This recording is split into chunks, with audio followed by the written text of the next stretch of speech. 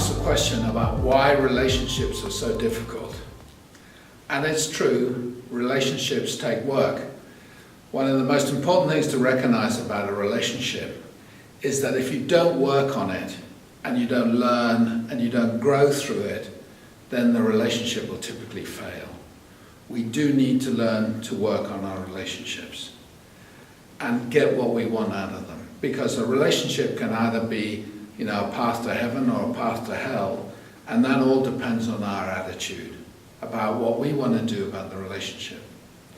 Now, basically, a relationship is not just a standalone thing. Every relationship we have is kind of built on all the past relationships. So our current relationship is really accumulation of our relationships with our past partners, and then with our friends at school, and then all the way back to our family. And it carries aspects of all those relationships in the current relationship. So basically, relationships are difficult because they're not just about now.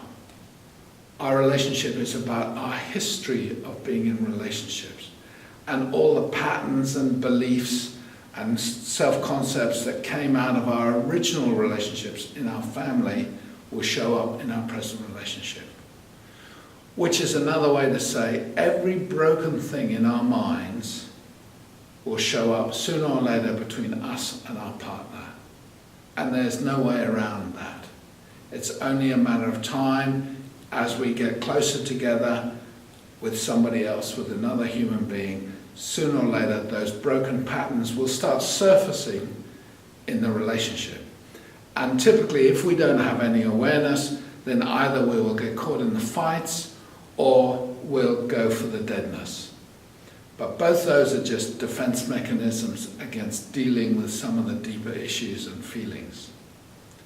Now, what is also true after looking at thousands of relationships is realizing that those things that come up are the same in both partners.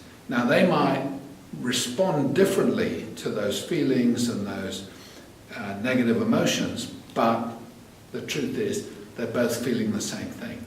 And typically in a relationship, if there's no awareness, one partner will act on it and the other partner will feel it. Say, take an issue like abandonment. If abandonment is an issue in a relationship, and there's past stories of abandonment in early childhood and things like that, it's only a matter of time before that issue comes up. Now, part of your attraction to your partner was your abandonment issue and their abandonment issue actually dovetailed together. So now, at some point in the relationship, after the honeymoon stage and all the good stuff, up will come the abandonment issue.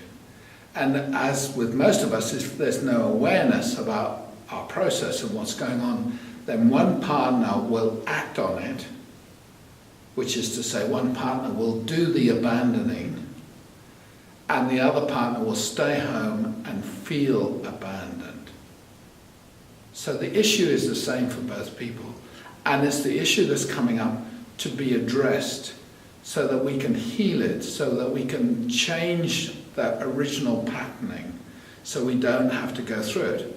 But because most of us don't have the awareness or the education about recognizing this process that we go through, how our mind keeps presenting us with the fractures, with the broken pieces, not to punish us, but for us to heal this part, for us to overcome this particular challenge. And when we do that, of course, then we can come back together. Then our relationship goes back to another honeymoon stage, and we enjoy that until sooner or later the next fracture comes up. So relationships are the fastest way to grow. But they do take awareness, and they do take courage, and they certainly take working on.